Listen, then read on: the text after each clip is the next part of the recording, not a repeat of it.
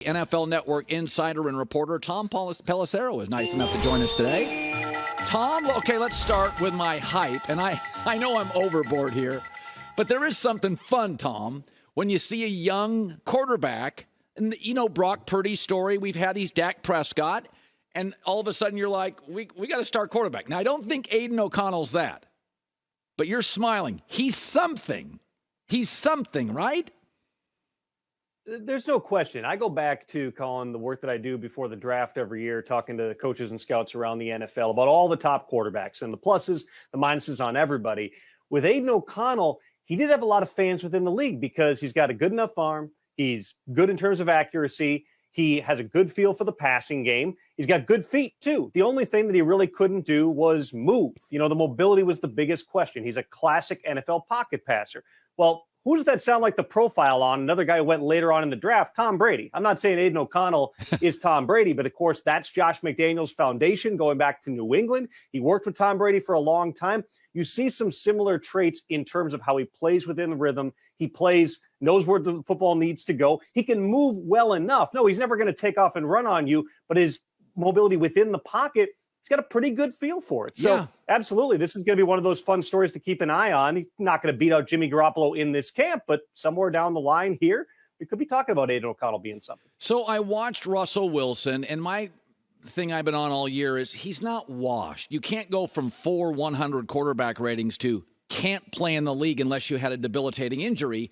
And part of it was, and I don't know the answer to this, he just didn't run, and he did put on weight. Well, I watched him this weekend, Tom. He was elusive. He looked much twitchier, and I'm like, Sean Payton watched that and sent him to the bench. Like, I feel like Payton's like, okay, I got that. We're fine here. That's what it felt like to me. How about you?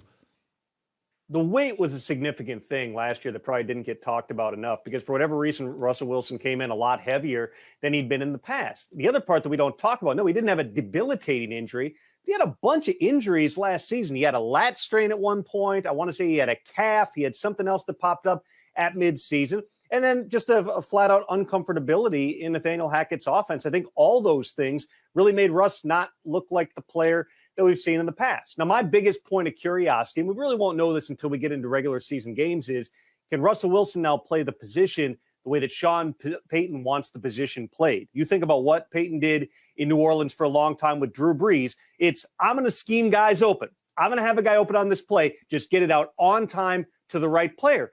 Russell Wilson's history has been he's a really good off-schedule quarterback. Get outside the pocket when he needs to, make plays down the field. Can they find that mesh point here where all these things work out? I'm going to be keeping an eye on it, absolutely. It's one of the big stories in the NFL this season. So the Niners were pretty aggressive. They sought out Darnold. They signed him pretty early in free agency. So Shanahan, from what I can tell, Brock, Trey, and Sam, he wants some mobility. He does want the ability to move the pocket, and all three of them can move. But the other thing is, what Kyle really likes is, I'm going to scheme a play, accurately get rid of it fast. And it's just not what Trey does at this point. I don't view him as a bust, but I view him for this roster now as a bad fit. That's I don't watch him. He's big enough. He moves, bit of a power thrower. It doesn't feel like he's overwhelmed or tiny. Where are you on Trey Lance and where they're at quarterback?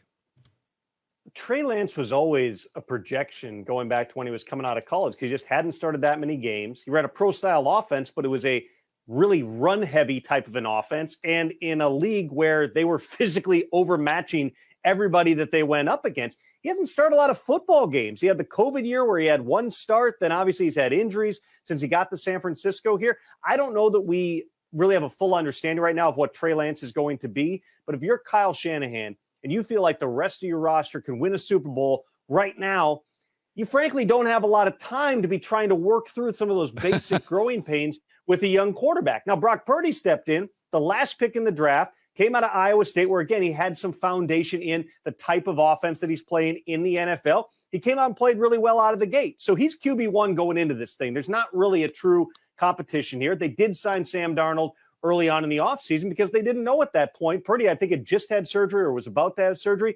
They didn't know if the elbow would be ready to go. Now, obviously, if they get into game situations, it looks like Brock's got some more of the rust to kick off.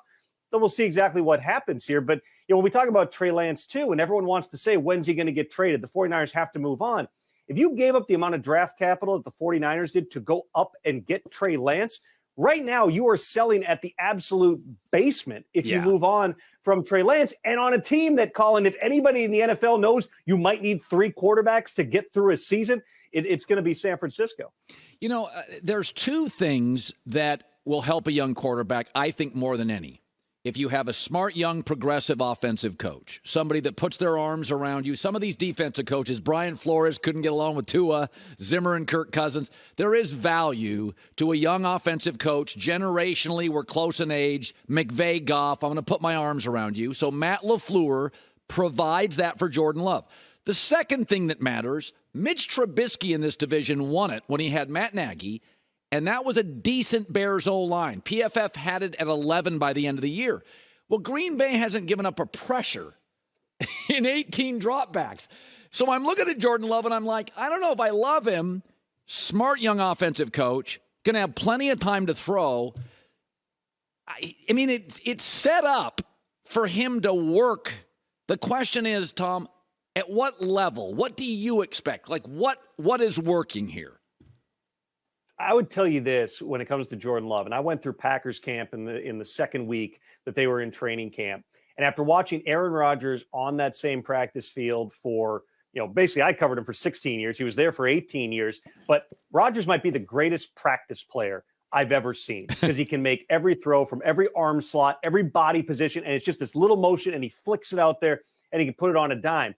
With Jordan Love, it's not just the quarterback here starting over with a new starter. It's also the fact that every receiver on the roster is in either their first or second year. Yeah. They got 2 rookie tight ends that are going to play a lot, and they haven't had the cornerstone of their offensive line, David Bakhtiari, participating on about half the days through the course of camp, and he's been dealing with a knee injury for the past several years here. If Bakhtiari can still play, if he can go out there and give you 70 snaps every week, he's still a top 10 type of a left tackle in the NFL. But that's an unknown right now for Green Bay moving forward.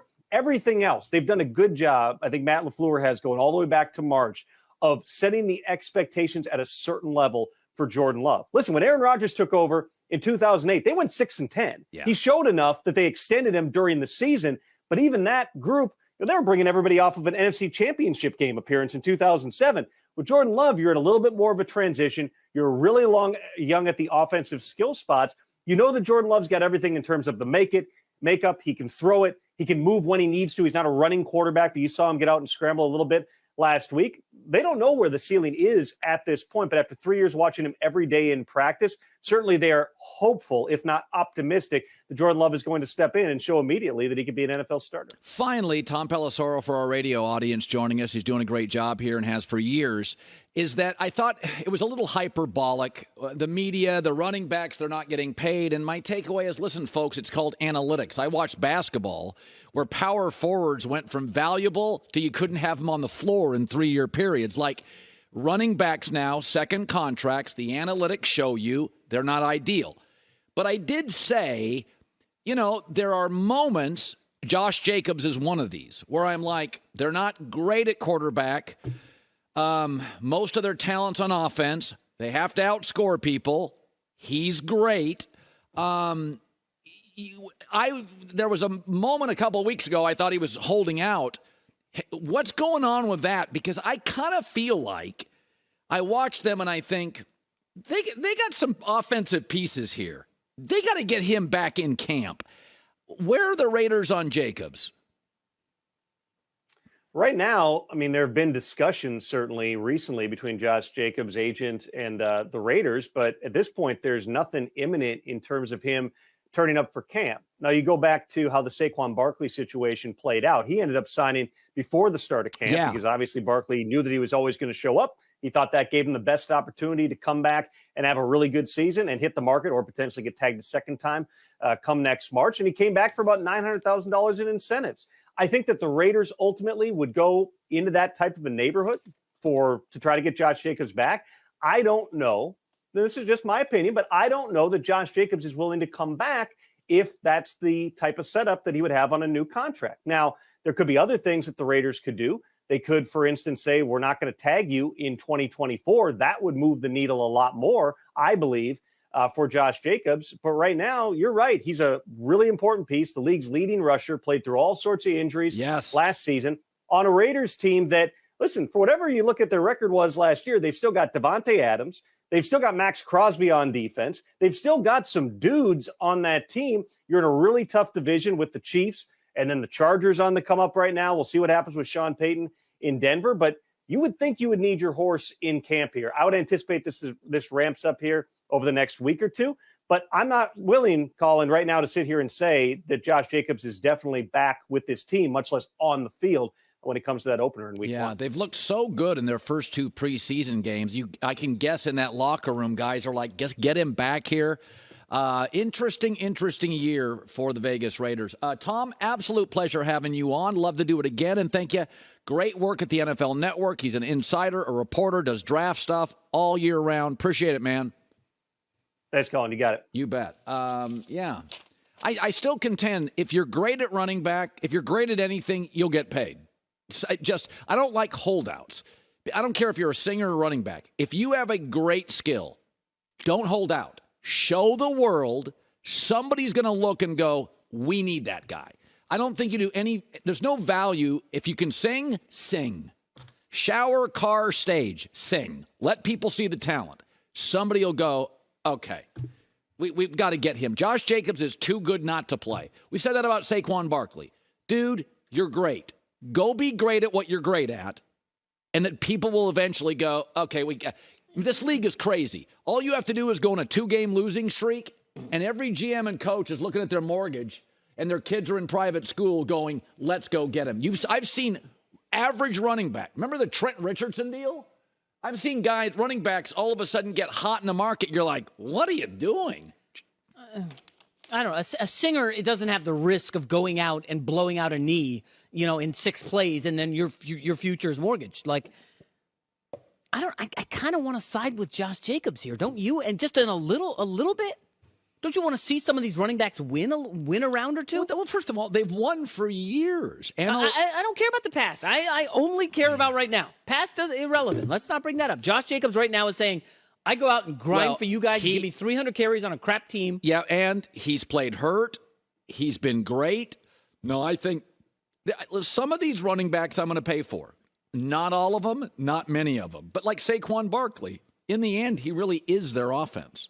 If they had star receivers, totally different ballgame. If Darren Waller stays healthy, okay. But right now, last year, Saquon Barkley was the offense. You probably have to pay him.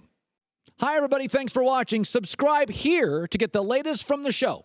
Also, be sure to check out more of the best clips from The Herd or go watch a few segments from other shows on FS1.